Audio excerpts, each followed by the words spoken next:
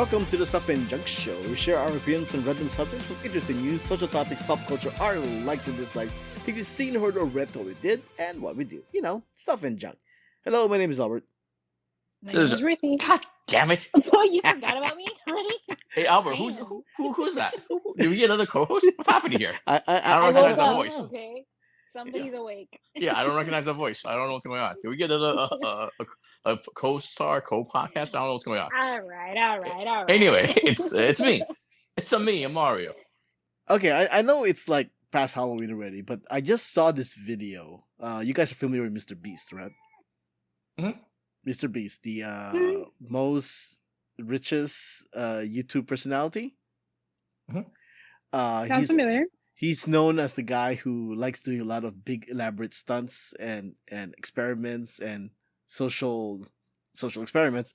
But he's also known as the guy who's like super generous and gives people gifts left and right. Well, over Halloween, he gave a trick-or-treater a key to the house. What? He gave a trick-or-treater a new house. Or at least the house that he was giving the trick-or-treater. Gave them a house. A kid? A kid. Well, obviously a kid and the parents, whatever, right? But gave him a house. And that's kind of like... I have thoughts about this. First off, aren't they in the same neighborhood? So now they're going to have two houses in the same neighborhood? Like, how does that work? Are they going to like sell their old house and move into the new house? Or are they just going to sell the new house and all that stuff? So... Yeah. I mean, obviously they're going to sell one of the houses because you can't...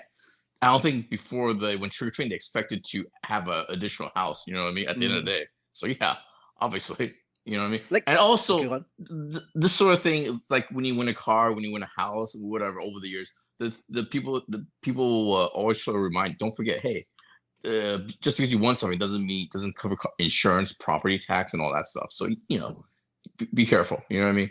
So yeah. Right. So go on.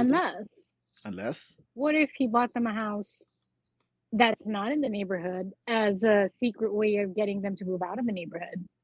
No, I don't think it's some sort of elaborate kidnapping. I think it's a random kid that he gave a house to. It's all part of I'm vaguely familiar. The first time this guy, came on my radars when he did the Squid Game thing. He got, true. Yes. You know what I mean? He was very famous before that, but he did the thing with the Squid Game. Oh, I did Squid Game like a week or something like that. Got a lot of hits and all that stuff. You know what I mean? And then recently I think he paid for blind people to get treatment, so he cured a bunch of people's blindness and stuff like that. Mm-hmm. You know what I mean? With all of this stuff, it's all great. It's all wonderful for the individual people that help. But just a reminder that the stuff that he's helping, at the end of the day, our tax dollars, politicians should be pushed to do all this. You know, Medicare for all, affordable living, and also just a reminder that even though this is extremely generous, he does monetize these YouTube views and stuff like that. Right. So the money that he makes from the YouTube view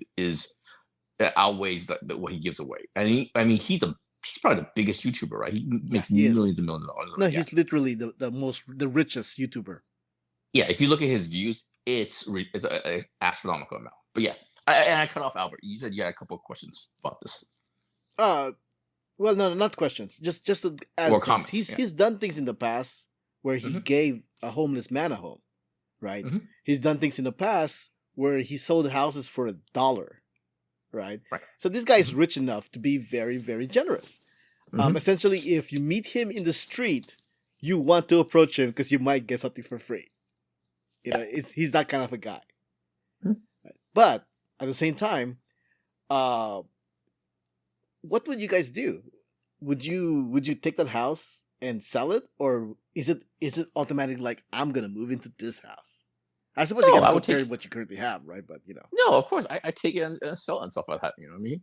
I'm assuming that it's a nice house where in a decent neighborhood. I'll just make some money and just and that's it. Why would I move from my current house? You know what I mean? It's not right. I don't think this is very complicated. I don't think people could automatically afford like the property tax and the insurance of two houses. I'm assuming he paid for the house, whatever it is. Yeah, just the house. But the insurance, the property tax, maybe it's a newer house. It's probably very high property tax. So obviously, I don't think I can afford that. So I'm just gonna basically sell it, and that's it. It's like, hey, thanks, man. Ruthy, I'm gonna take. Ruthy, I know you don't have a house right now, but is it something that you will just jump on, or will you sell it? A house? A house. No, I would move into it. Okay, all right. Considering, although it depends on where it is, I guess. If it's in a place that I relatively am okay with, like I would keep it. But right now, since I live in an apartment, like anything bigger than this for free, heck yeah.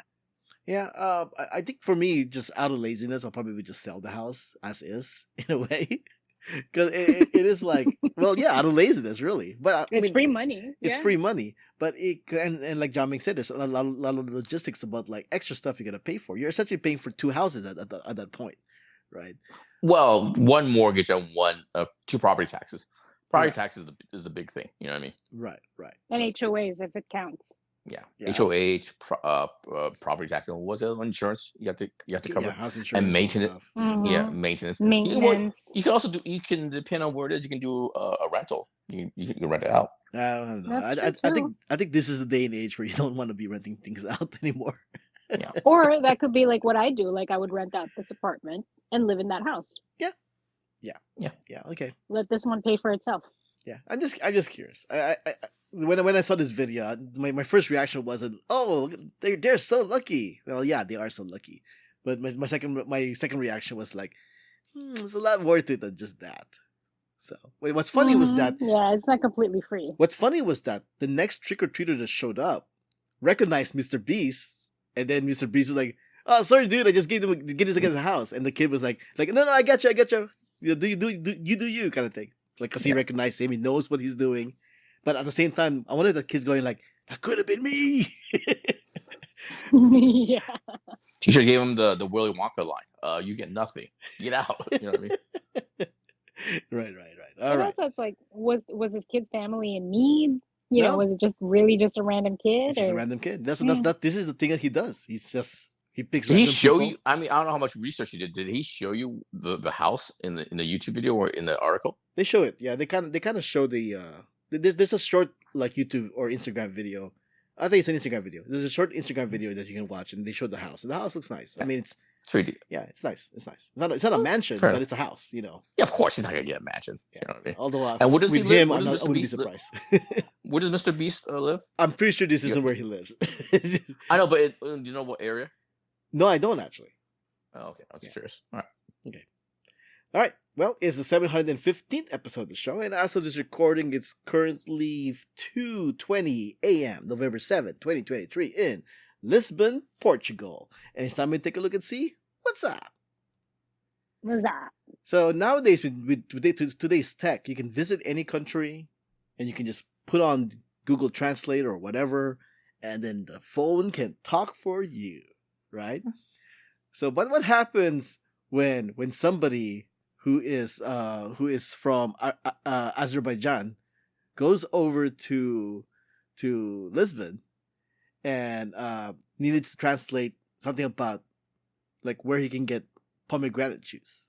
What happens when that app translates that pomegranate? Public what? Pomegranate. You know, pomegranate, the fruit. Oh, pomegranate. Okay. Pomegranate. A pomegranate. So essentially, yes, the translation went to grenade. so instead of asking the waiter, "Hey, can I get some pomegranate juice?" he's like, "Hey, can I get a grenade?" But what if it actually translates to grenade juice? I have no idea. Either way, the waiter called for the cops, the police. Got the guy handcuffed. The waiter's obviously a dick. I mean, he's a monstrous dick. You know what I mean? The guy. This is one of those instances where I think the consulate should have stepped in. Where is he from? He's from Azerbaijan. Azerbaijan. They probably don't have a lot of political weight or anything like that. But somebody should complain. I mean, that's ridiculous. The guy's at a restaurant.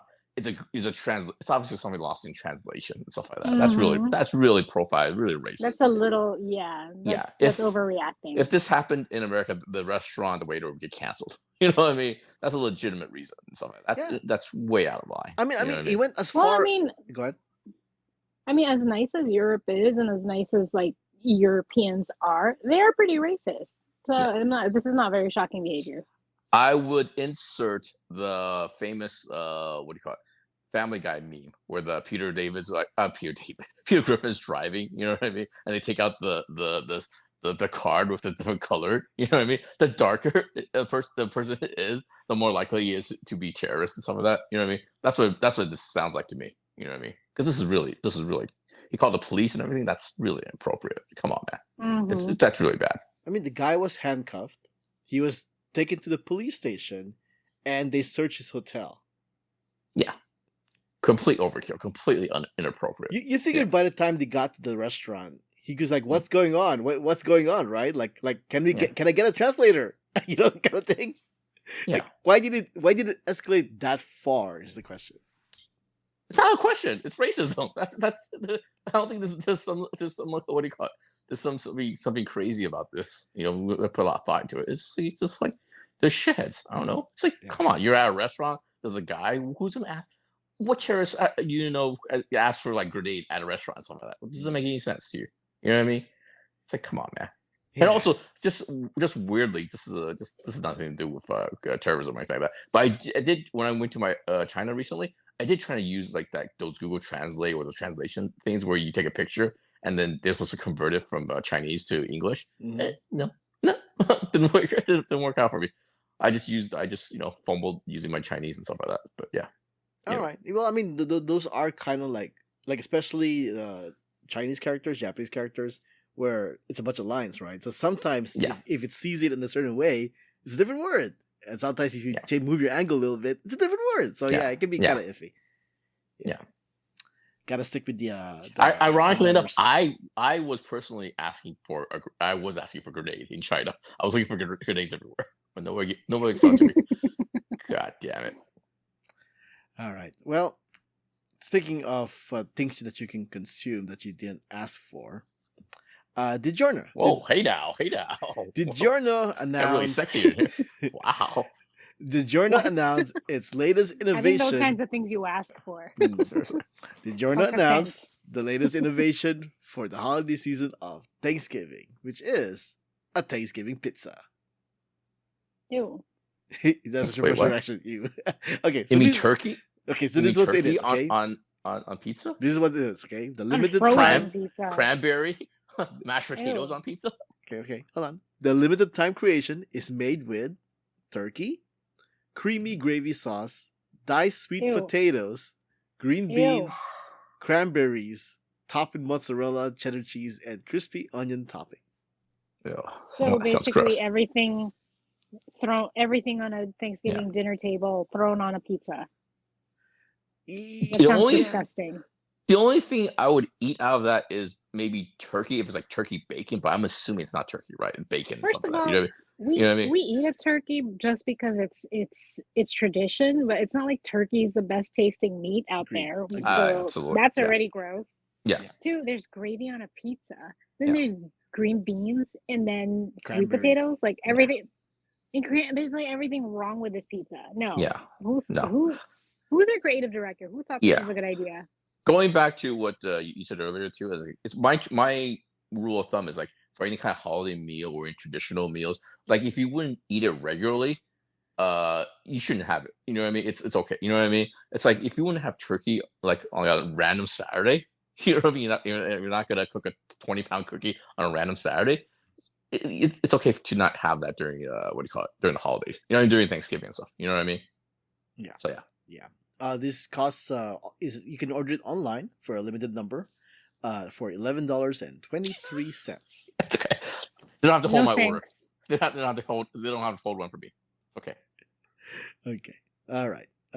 Speaking of sales, what is the best-selling vehicle in every state? So there's an infographic here.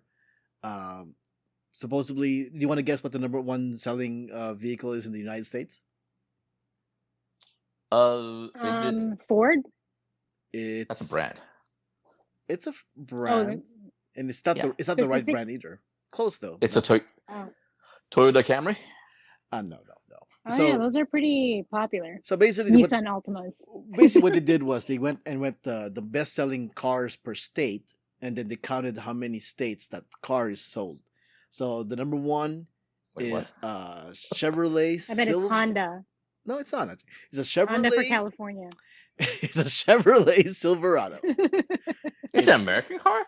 Really? Yeah, it's an American car. And number two is Ruthy's guess. It's a Ford F-Series at 14 states. And then number 3 is Texas included, I'm sure. All the southern states had that. Oh, yeah, Texas is the number one car in Texas is the Ford F-Series, yeah. Yeah. Toyota RAV4 is number 3 at 13 states. And then it jumps straight down I would say those are the northeastern states. Yeah. Too many white people. That's what I'm getting from actually, this. the RAV4 is mostly East Coast states, and then See, I knew it. And then northwest states like Washington and Oregon. Yeah, because they use that for mountain for traversing mountains and rough roads and stuff. Crossroads, that's what you call it. And then number 4 jumps straight down to only 3 states, which is the Dodge Ram. Now, a couple of things that I thought was interesting. Florida. What do you think Florida's most top-selling car is? And by me laughing, I'll indicate that I'm surprised. Dodge Chrysler. It's a Hummer. They're sold by Hummers. A Toyota Corolla, guys. A Toyota Corolla. Really? Is the number one selling car in Florida. Jesus, I want a bunch of pussies. Okay. I'm shocked they're even going for a foreign car. And then another one that kind of surprised me is New Jersey. Ruthy, you want to guess what New Jersey's top selling car is? A Honda Civic. Close. Pilot. It's a Honda CRV. Oh, CRV, yes, I do see those a lot. Oh, you do. Okay. Now, Jiaming, this should be an easy one for you. California. Number one selling car. It's a RAV4. Honda. It's a RAV4. Oh, come on, guys. It's a Tesla. It's obviously a Tesla. Really? Yeah, Tesla's the best selling car in California. Are we that douchey, really? Yeah. Look, have you seen there's so many Teslas in California. It's ridiculous. Yeah. All right. And there we go. Was there any other states you want me to take a look up for you? No? Yes? No? I shouldn't be asking this. Montana. They must have tons of cars over there. Montana is Chevy Silverado. There you go. Okay. All right. Okay. And that's what's up. You can find this podcast on Instagram and Threads at Stuff Junk Show. My name is Albert. You can also find me on Instagram and Threads at Albert5x5. And my name is Ruthy. You can find me on Instagram at RuthyGrace13 and Ruthy's Cats. You can find me on Twitter, JIAMINGLOU. Music has been provided by Gloomy June. Contact info, ways to support us, and everything else is on the show notes found on whowhatwhereswhy.com. Before we wrap things up, I want to address 2 things I watched recently and not related to the next episode, but I just wanted to point out, and yes, this will be spoilers for South Park joining the Panderverse. Okay. This came out a couple of weeks ago on Paramount Plus, and the reason why I watched it, because I don't really watch South Park regularly anymore, but the reason why I watched it is because a lot of people were messaging me saying like, "Oh, look at South Park, they're making fun of the Disney movies," right? And I'm like, my question first is like, okay, so who's making fun of the Disney movies? Is it from whose perspective? And they're like, oh, it's from Cartman's perspective. Well, then it's gotta be typical South Park. They're mocking the people making fun of Disney movies, right? So that's essentially what happened, right? Like a lot of people are using South Park as, oh, the Disney movies suck, the Star Wars suck, or whatever. Marvel sucks because South Park's making fun of them. No, they're making fun of the people making fun of those properties, and people are so easy to jump on this bandwagon without even watching the thing first before making the conclusion. Although, if they still made the conclusion after watching it, they clearly didn't see the last 5 minutes of the episode. So whatever. What was also interesting about this episode was that it had this subplot about like the dad. You guys are more or less kind of familiar with South Park, right? Mm-hmm. Yeah, of course. Right. So the dad, more or less. The dad was like telling his kids, Santa and Shelly, you kids and your phones and your internet, you guys don't know how to do things anymore. You need to learn how to do regular things. See this oven door? The oven door is busted, so you need to like screw in the bolts tighter. So what are you gonna do first? They're like, oh, I don't know. First, you get on the phone and call the handyman. So it goes on this tangent about how all these adults, there's all these college age adults or college graduated adults don't know how to do the simple things because they have to rely on the handyman, and it goes on a tangent. I spoiled a couple of some of the stuff of the episode, but it's worth checking out. South Park joined this Panderverse, and it does. South Park still is really good at pointing out the hypocrisy of people, and it's still fantastic. And the other thing that I want to point out is this show on NBC called The Irrational. Have you guys heard of that? The Irrational? The Irrational. It stars Jesse L. Martin. Jesse L. Martin. Yeah, there you go. The guy from Rent, the guy from The Flash. It's a procedural, right? And as you guys probably remember, I watched procedurals with Jessica. So this came up. He's kind of like one of those guys who's a psych behavioral studies kind of guy, and he can kind of like they hire FBI asks for his help whenever they need an opinion about how people act. Kind of like not the Mentalist. What am I thinking of?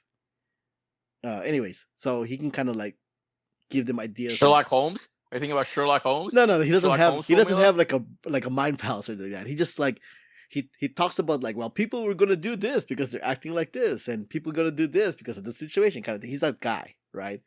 There's another show that does the exact same kind of thing, but I don't remember what it was. It sounds a very generic kind of thing for a network TV and stuff like that. Sure, yeah. your typical network TV stuff, right? It's perfectly fine. Like I said, I watched it with Jessica. It's perfectly fine. By the time you listen to this episode, the most recent episode already came out. Anyway, but last week's episode, I thought it was kind of inexplicable on the subject matter that it talked about. Because it is one of those shows like Law and Order where it's like, the events of the show is not based on real life events, blah, blah, blah, blah, blah, right? But clearly it's inspired by it.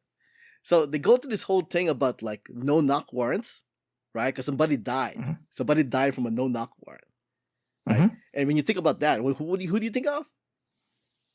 The chick in Memphis. Was it Memphis? Yeah, I don't mean. I just don't remember the name. But yeah, Breonna Taylor. Famous case that. Yeah, there you go. Breonna Taylor, right? Right. Mm-hmm. So she's a paramedic who died from a no-knock warrant. The cops shot at the house, kind of thing. This one they went an extra step. Like they actually got into the house and shot the person who died directly. And not only that, but the guy who died is also gay. So the show even adds into that element, kind of thing. The cops, of course, were like they're trying to side with like, oh, it was a clerical error, kind of thing. So hey, we didn't know he was gay when we shot him. You know what I mean? That's just extra. Well, that's the argument. Supposedly the judge signed a no-knock warrant, and it went to the wrong house, right? Which is kind of like what they were saying also with Breonna Taylor, right? There's no like evidence on like why did they target that house. So it seemed like this was a targeted attack. Yeah. We didn't mean to shoot you in this house. We got the wrong address. We meant to go into another house to shoot somebody else. Mm-hmm. You know what I mean? So we'll apologize. Mm-hmm. We murdered the wrong person, which is a hell of an argument. So I was watching this and I was going, wow, this show is actually going that direction. They're literally taking a side. There's a scene there where the cops pulled over our main character because he's involved in the case.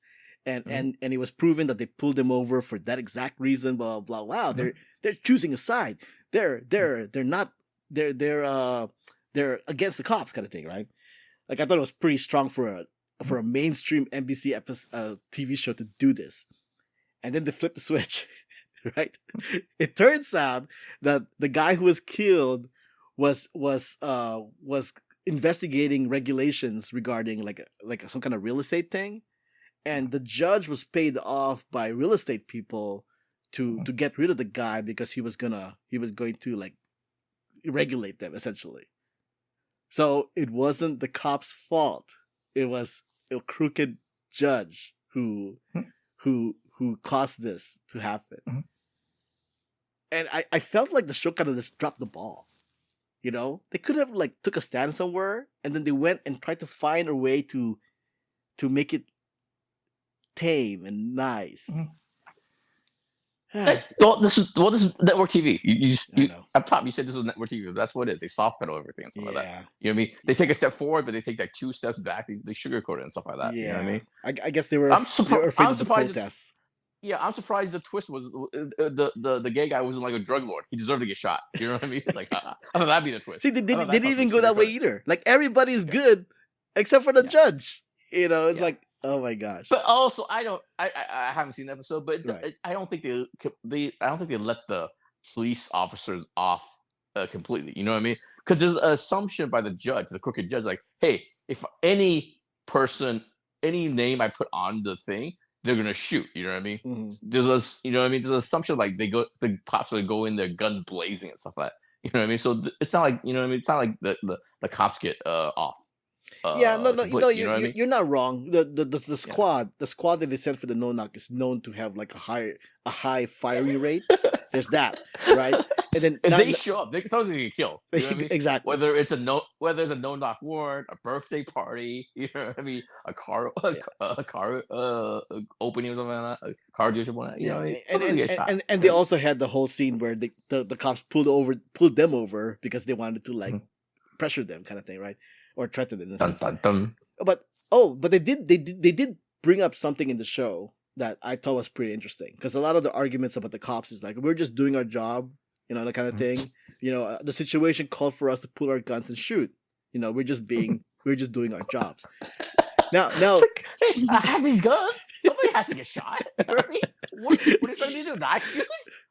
That's madness. So that would mean I'm not doing my job. Okay. It's a good thing you brought up Ruthy. These boys are going to shoot themselves. You know what I mean? Okay. So Ruthy, they have an expiration date. You have to use them. Come on. So Ruthy, that's exactly what happened, right? So in the squad, not everybody pulled out their gun to shoot. Right. Mm-hmm. So when they were saying, oh, they were just doing their job, and then our main lead was like, well, how about so and so, which happens to be the Asian cop? How come he didn't pull out his gun and shoot? Is he not doing his job? Is he a bad cop? So they kind of flipped the switch, and I thought that was like, okay, that's great. Okay, that's good. That's good. Yeah. Anyways, I just thought I would want to share this because I was watching it and I'm like just flabbergasted. Like, what the heck am I watching now? It's like, okay, all right, listeners. Thank you for putting up with that. This was episode 715. Thanks for listening. Thanks for joining us. Until next time, this podcast has been a Who What Where's Why production.